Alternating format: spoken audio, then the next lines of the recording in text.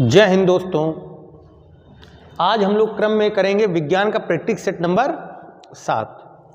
चलिए, इस क्रम में पहला क्वेश्चन है, एलिसा परीक्षण किसको लिए निर्देशित है। एलिसा परीक्षण किस लिए किया जाता है? तो एलिसा परीक्षण किस लिए किया जाता है? एलिसा परीक्षण, तो एलिसा परीक्षण किसके लिए किया जाता है? एड्स के लिए, टाइफाइड के लिए, पोलियो के लिए, कैंसर के लिए। तो एलिसा परीक्षण का संबंध बेटा है किसके लिए? एलिसा परीक्षण का संबंध एड्स के रोग के लिए। टाइफाइड के लिए कौन सा टेस्ट होता है? Widal test. विडाल टेस्ट का संबंध किससे होता है बेटा? विडाल टेस्ट का संबंध होता है टाइफाइड से, और एलिसा परीक्षण संबंध होता है एड्स से। पैरासीटामोल आपने कोरोना काल में खूब खाई होंगी। पैरासीटामोल जैसे डोलो 650 mg या कैलपॉल 500 mg, ये सब क्या है बेटा? क्रोसिन, ये सब बेटा पैरासिटामोल है। तो पैरासीटामोल कई बीमारियों के लिए होती हैं, शरीर के दर्द निवारण के लिए, प्रतिजैविक के रूप में, एनेस्थेटिक एजेंट की तरह, या नासल ड्रॉप के रूप में। तो पैरासीटामोल एक प्रकार के शरीर के दर्द निवारण में सहायक औषधि है, एंटीबायोटिक नहीं होती है। एनेस्थेटिक जो बेहोशी के लिए इंजेक्शन दिया जाता है उसको एनेस्थेटिया एजेंट बोलते हैं, और नासल ड्रॉप अलग होता है। तो ये क्या होता है? पैरासीटामोल एक प्रकार का शरीर के दर्द निवारक दवा है। निम्नलिखित में से कौन सी दवा एंटीबायोटिक है? एंटीबायोटिक दवा कौन सी है? एस्पिरिन, पैरासीटामोल, पेनिसिलिन, एंटेरोकबिनोल। तो कौन सी एस्पिरिन कैसी दवा है? एस्पिरिन बेटा आपकी एंटीबायोटिक दवा है। एस्पिरिन कैसी दवा है? एस्पिरिन आपकी एंटीबायोटिक दवा की श्रेणी में आती है। नेक्स्ट देखिए, नदियों, तालाबों आदि में पाए जाने वाले जलीय हरे पौधे को क्या कहा जाता है?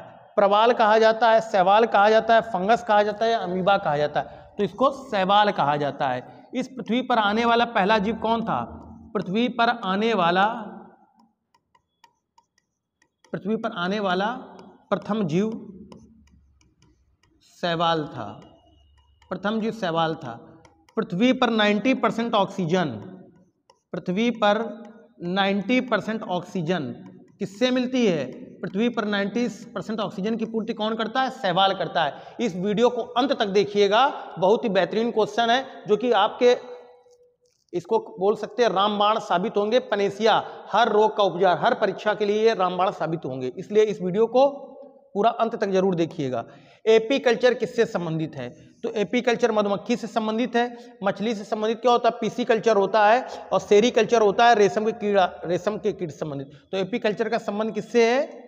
एपीकल्चर बेटा मधुमक्खी से, मधुमक्खी पालन से। कीट निम्नलिखित में से किससे संबंधित है? पेरीफेरा संघ, सिलिनेट्रेटा संघ, एनेलिडा संघ, आर्थ्रोपोडा। तो कीट का संबंध किससे है? आर्थ्रोपोडा। इस पृथ्वी में सबसे ज्यादा, पृथ्वी पर 70% आर्थ्रोपोडा संघ के जीव हैं। आर्थ्रोपोडा संघ के जीव हैं। कितने परसेंट? 70%। 70% जीव आर्थ्रोपोडा संघ के हैं। नेक्स्ट क्वेश्चन, निम्नलिखित में से कौन सा अम्ल पेट के जीवाणुओं का नाश करता है? तो कौन सा अम्ल नाश करता है? HCl। HCl में वो गुण पाया जाता है जो क्या करता है? पेट में जाकर अगर कोई भी जीवाणु, विषाणु भूलवश आपके पाचन तंत्र में पहुंच गया, आपके स्टोमक में पहुंच गया है, तो HCl क्या करता है? उसको जलाकर खत्म कर देता, उसको समाप्त कर देता है HCl। हाइड्रोफोबिया बीमारी, इस बीमारी में व्यक्ति को पानी से डर लगने लगता है, इसलिए फोबिया मतलब डर, हाइड्रो मतलब जल से। तो हाइड्रोफोबिया बीमारी किससे होती है? तो हाइड्रोफोबिया बीमारी खसरा, क्षय रोग, रेबीज, मलेरिया। रेबीज, और रेबीज नाम का रोग कब होता है? कुत्ते और बंदर के काटने से। कुत्ते बंदर के काटने से कौन सा रोग होता है बेटा? रोग होता है रेबीज रोग होता है, जिसको हम हाइड्रोफोबिया कहते हैं। एंटी रेबीज का टीका कब दिया जाता है? तो एंटी रेबीज का टीका कुत्ता काटने पर, बचपन में ही 5 वर्ष की उम्र में, या सांप काटने पर। तो कुत्ता काटने पर दिया जाता है। कब दिया जाता है एंटी रेबीज का टीका? कुत्ता काटने पर दिया जाता है। वह बीमारी जिसमें खून का थक्का आसानी से नहीं जमता है, उसे क्या कहा जाता है? Sickle cell anaemia, haemophilia, malaria, cancer. तो वह बीमारी जिसमें खून का थक्का आसानी से नहीं जमता है उसको कहा जाता है हीमोफीलिया बीमारी। इस हीमोफीलिया बीमारी का दूसरा नाम है विक्टोरिया रोग, विक्टोरिया रोग, क्योंकि ब्रिटेन की महारानी को भी ये रोग था, इसलिए इस बीमारी का नाम क्या पड़ गया? विक्टोरिया रोग। अगला जोरदार क्वेश्चन है, मानव शरीर का कौन सा अंग टाइफाइड की बीमारी से मुख्य रूप से प्रभावित होता है? अमाशय, गुर्दे, फेफड़े या आंतें? तो आंतें, इसको आंत्र ज्वर भी कहा जाता है, आंतें प्रभावित होती हैं, इसको आंत्र ज्वर भी कहा जाता है। तो टाइफाइड से कौन सा अंग प्रभावित होता है? आंत्र ज्वर, मतलब आंतें प्रभावित होती हैं। अगर इसका समय पर इलाज ना कराया जाए तो व्यक्ति की मृत्यु भी हो सकती है, बहुत ही जानलेवा बीमारी है टाइफाइड। लेकिन अगर डॉक्टर के संपर्क में सही समय पर आ जाए तो बीमारी 3 से 4 दिन में बुखार समाप्त हो जाता है और व्यक्ति रिकवर कर जाता है। एपिडर्मिक रोग किससे संबंधित है? तो एपिडर्मिक रोग संबंधित गला, कान, त्वचा या नाक? त्वचा से संबंधित है। एपिडर्मिक संबंध बेटा स्किन से है। टिटनेस बीमारी को इस नाम से भी जाना जाता है, रिंगवर्म, इसको कवक को बोलते हैं, लॉकजा, टिटनेस, एथलीट रोग, एथलीट फुट। तो लॉकजा में क्या होता है? मनुष्य का शरीर, टिटनेस में क्या होता है? मनुष्य का शरीर धनुषाकार हो जाता है, मतलब टेढ़ा हो जाता है, तो उसको कहा जाता है लॉकजा, धनुषाकार हो जाता है। टिटनेस को क्या कहा जाता है? लॉकजा। मलेरिया रोग प्रभावित करता है। मलेरिया रोग किसको प्रभावित करता है? हृदय को प्रभावित करता है, फेफड़े को, प्लीहा को या वृक्क को? तो मलेरिया में क्या प्रभावित? तो मलेरिया में प्लीहा प्रभावित होती है, प्लीहा। मलेरिया में क्या प्रभावित होती है? मलेरिया में प्लीहा प्रभावित होती है।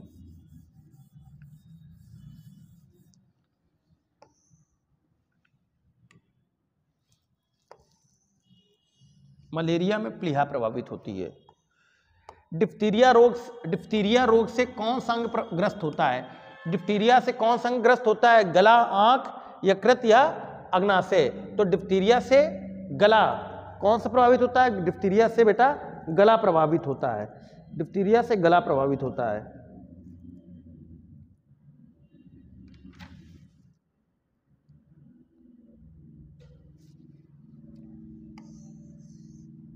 चलिए, कुछ टेक्निकल गलती है। ग्लूकोमा व ट्रैकोमा,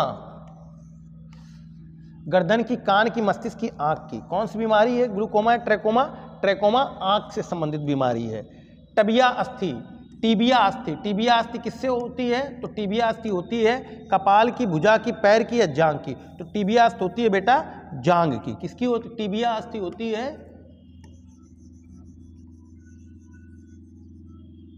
पैर की अस्थि को क्या बोलते हैं? टीबिया। पैर की अस्थि जो होती है वो क्या होती है बेटा? टीबिया होती है। बीसीजी के टीके किस रोग के विरोध में लगाए जाते हैं? तो बीसीजी के टीके लगाए जाते हैं बेटा टीबी के लिए। मीजल, ट्यूबरक्लोसिस, क्षय रोग के लिए, क्षय रोग के।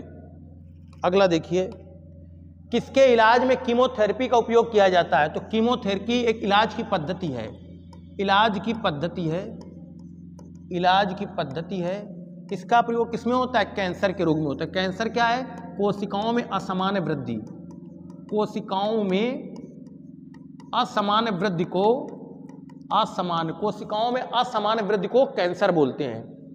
असामान्य वृद्धि को क्या कहते हैं? असामान्य वृद्धि को कैंसर कहते हैं। कोशिकाओं में असामान्य वृद्धि को क्या कहा जाता है? कोशिकाओं में असामान्य वृद्धि को कैंसर कहा जाता है। और कैंसर दिवस कब मनाया जाता है? कैंसर दिवस मनाया जाता है 4 फरवरी को। प्रत्येक वर्ष 4 फरवरी कौन सा दिवस मनाते हैं? कैंसर दिवस मनाते हैं। मायोपिया से क्या तात्पर्य है? मायोपिया से क्या तात्पर्य है? दीर्घ दृष्टि, निकट दृष्टि, वर्णांधता या रतौंधी? निकट दृष्टि दोष। निकट दृष्टि दोष को क्या बोला जाता है? मायोपिया बोला जाता है।